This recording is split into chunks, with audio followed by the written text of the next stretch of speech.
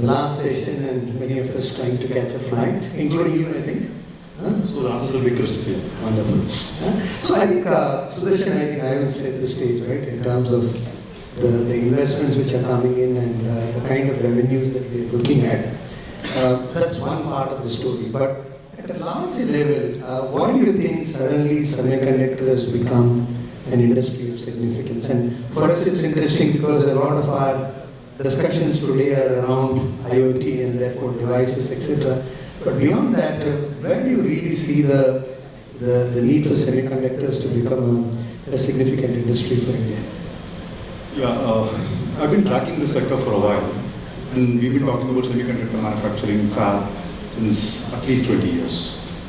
But I think it's an idea whose time has come. Really. There's both a push and a pull in this.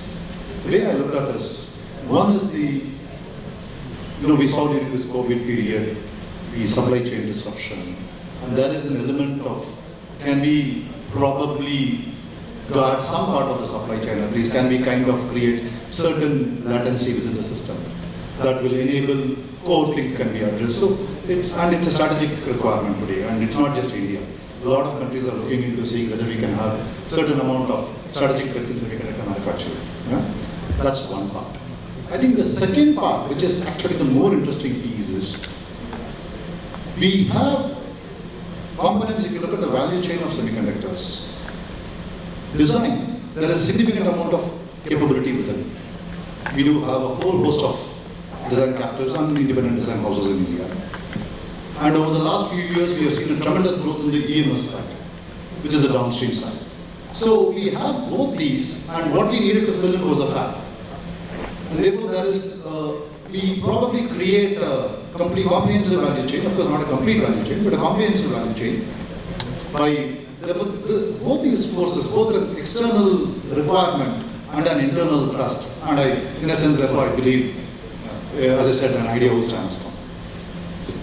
No, since you mentioned that we are bridging the value chain and therefore creating the entire ecosystem, what is your view on the impact on downstream industries? We are particularly keen on that because a lot of us represent end-use segments.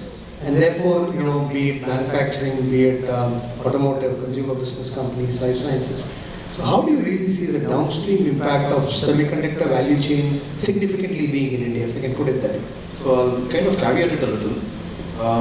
I'm not an industry veteran, so I'm somebody who's familiar with the industry. But what I understand is there are many classes of cutting-edge technologies within the semiconductor. But if you take the common applications of semiconductor that we are used to, display systems, your mobiles, EMS, medical devices, etc., they are all usually the 20 and 28 nm and above, nanometers and above. And those require certain lesser degree of investment than the intensity with which you have the 5 nm and the 8 nm. Those are very, very intense, intense sector, high degree of. So what would happen, and this won't happen overnight, the semiconductor is a long gestation industry, but what would happen to my mind from the downstream is the more common applications would probably be somewhat indigenously better served than maybe a space program or maybe something to do with servers, etc., which will still probably we will need to do, we will need to mature there over a period of time. But what I see happening in the next 3 to 5 years is the sectors that you mentioned, like auto sector, the healthcare sector, the electronic sector, would be largely served by the indigenous. So there is some level of supply chain resilience that can get built in as a downstream impact of the investments that you are making. There will be a certain supply chain moderation within now.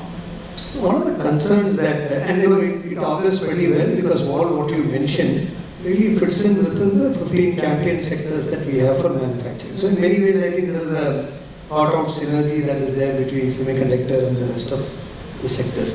But one of the challenges that, at least from an outsider's perspective, is we are really building this ground up. Many of the countries which have a semiconductor ecosystem, be it Taiwan, be it US, maybe some parts of Korea, Japan, had it over a period of time. Whereas, we are really looking at it as a vertical takeoff. Where do you see the big areas that we should focus on so that we ensure that we're able to take off vertically well? I'll take a cue from the earlier gentleman from Google who spoke. We don't have the disadvantage of legacy now, so that's perhaps something we can start with. But having said that, I mean, apart from the lighter wing, it's not easy. The semiconductor industry will always be a part of a global supply chain. It is a very, very complex, large industry. In many instances, the device that we actually have goes through 80 different places. So it's a very large, complex industry chain, and it's not something that happens overnight. So one is the government has come up with the incentives, both the fab incentive as well as the design linked incentive, which is something which I'm very, very thrilled about. It's a great idea to foster design in India, and we have the capability for it, we have the talent for it. It will design. The DLI is a very, very nice idea, as well as the fab incentive that they have provided will propel to some extent. But I think that there's a lot more to be done. The corporations which will invest are probably both domestic corporations which are looking to move into semicon, fab, and there are the global corporations which will perhaps expand or invest in greenfield, do a greenfield investment in India. So for them, the fiscal incentives, yes, good to have, but that's not necessarily the end of the. What they would seek, I presume, is some degree of harmony in ease of doing business. That's the first point, which is a policy level matter. So, for example, free trade agreements, free trade zones, those kind of policy thrust would probably help, like how the SEEDS has advertently or inadvertently helped the IT sector to propel itself further, will probably help in moving this, scaling this up. That is point one. Point two is, if we can, and I think Karnataka, I'm from Bangalore, so Karnataka, we are actively looking at it, is creating clusters. Semiconductors, as you know, are very supply chain oriented industry, extraordinarily supply chain oriented. If we can create clusters, if we can protect the kind of requirements that a semiconductor industry requires, and whether it is water, whether it is power, there is certain quality that is desired at every point in time. It's an industry that has very high level of critical applications. So, therefore, if that can be assured, if you can create those clusters, if you can create those supply chains, I think those. So, one part is the fiscal incentive, which we talked about. Second part is the ease of doing business, the mobility that it can bring, mobility for goods, services, people. And the third part is the cluster and creating an ecosystem that helps. I think if we focus on all these three sectors, I don't see a reason why we should not be. How about the inputs itself? Sudarshan, you spoke about enabling conditions. For example, it's known fact that many of the rare earths and the inputs which are required are not necessarily the domain of India. So, you see that as a constraint, or you think that scale will overcome that? What is it? No, certain things like palladium, neon, certain requirements are globally sourced, and there are very few countries of production. So we will, as I said, be a part of a global chain. This cannot be, can I say, you can't get an immunity from it. But yes, I would think there will be some bilateral arrangements, there will be some alternate creation. So as technology progresses, we will see it. But as of now, as you may have seen, its impact at the semiconductor sector already, the conflict in the European region has impacted it. These skirmishes will happen. We will have to hold it. Semiconductor is a very long gestation period. Nobody comes in here to say, I will make 3x in 3 years and walk.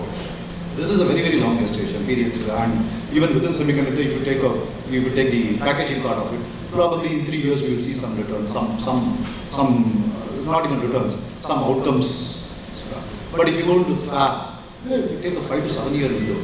So I think these will all be factored in when somebody plans things.